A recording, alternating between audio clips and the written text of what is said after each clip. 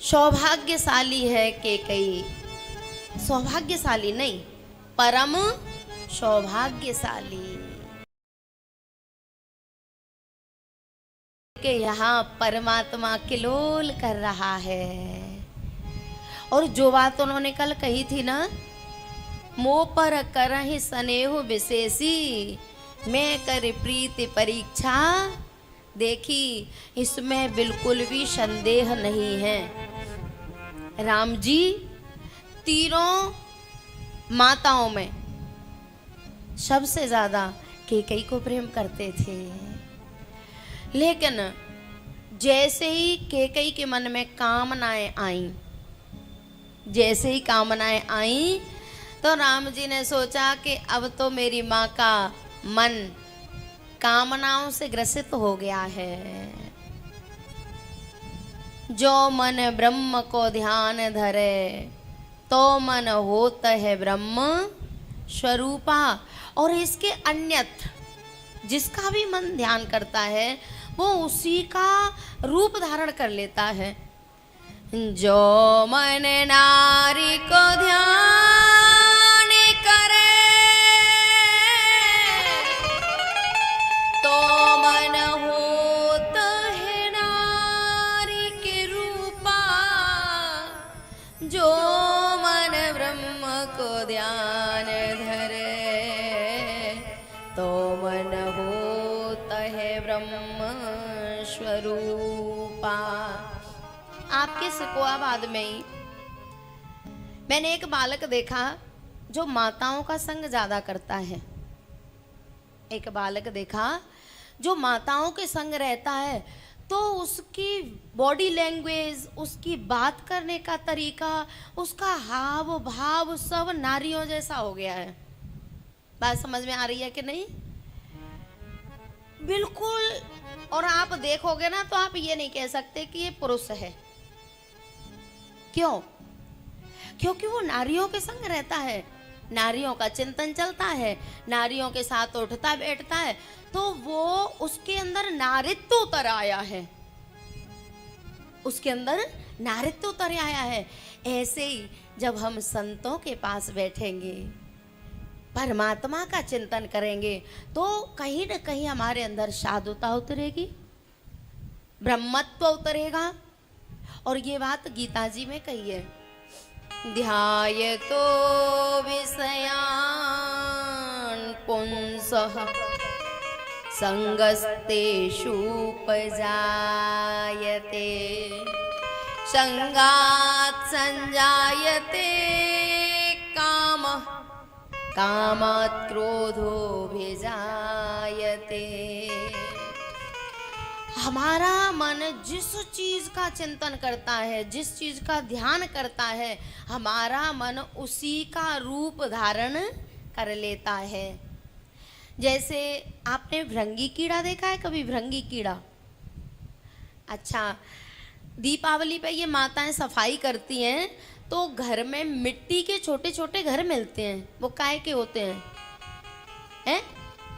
भृंगी के ही होते हैं ना, उसी को भृंगी कीड़ा कहते हैं। बर्र जैसी होती है, काली काली बर्र जैसी होती है। पता है वो भृंगी कीड़ा क्या करता है? किसी भी प्रजाति के कीड़े को पकड़ के और अपने उस मिट्टी के घर में रख देता है और उसका दरवाजा कर देता है बंद, उसके दरवाजे को बंद कर देता है। फिर वो उस घर के आसपास आवाज करता हुआ घूमता है। अनुभव किया है कभी? हाँ, जो भृंग होती है ना, वो अपने घर में एक कीड़ा बंद करके किसी भी प्रजाति का और उसके आसपास घूमती है। और जैसे ही आसपास घूमती है ना तो अंदर जो जीव है ना, अंदर जो कीड़ा है ना, वो डर के मारे इस भृंगी का इतना ध्यान करता है, इतना ध्यान करता है, इतना ध्यान करता है कि वो किसी भी प्रजाति का हो, वो भृंगी कीड़ा बन जाता है। बात समझ में आई? माताओं को नहीं आई हो तो जो माँ गर्भावस्था में होती है, जब बालक गर्भ में होता है ना, तो माँ जिसका ज्यादा चिंतन करती है बालक की सकल सूरत उसी के जैसी हो जाती है। हाँ या ना? जिसका ज्यादा चिंतन करती है। अपना बहुत सी माताओं का देहाध्यास ज्यादा होता है तो दिन भर शीशा देखती हैं तो उनका बालक उन्हीं को जाता है। जो नारी पतिव्रता होती है अपने पति का ध्यान करती हैं तो उनका बालक ऐसी ही शकल। और एक बात बताऊं पच जाए तो, आप लोग ठाकुर जी की पूजा तो करते होंगे, सब करते हैं। जिसके ठाकुर जी की जैसी शकल होती है ना उसकी सेवा करने वाले की शकल वैसी ही हो जाती है। गलत तो नहीं कह रहे, सही बात है। मैंने ये अनुभव किया है। हम जब बरसाने में रहते थे तो वहां बहुत साध्वियां रहती हैं, सब ठाकुर जी रखती हैं। और आप कभी भी, मैं शकल देख के बता सकती हूँ कि ये उसका ठाकुर जी है। इतना अनुभव की बात है ये। ध्यायतो विषयान पुंसः संगस्तेषु उपजायते संगात संजायते कामः कामात् क्रोधो भिजायते। प्यारे, हम जिसका जो मन नारी को ध्यान करे तो मन होता है नारी के रूपा, जो मन ब्रह्म को ध्यान धरे तो मन होता है ब्रह्म स्वरूपा। अब ये कैकेयी काय का ध्यान कर रही थी? सिंहासन का, राजमाता बनने का, भरत का राज तिलक देखने का। तो इसका मन कामना स्वरूप हो गया।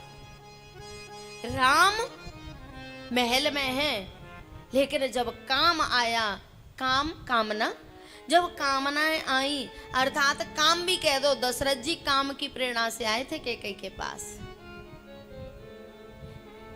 जब काम आया तो राम चल दिए।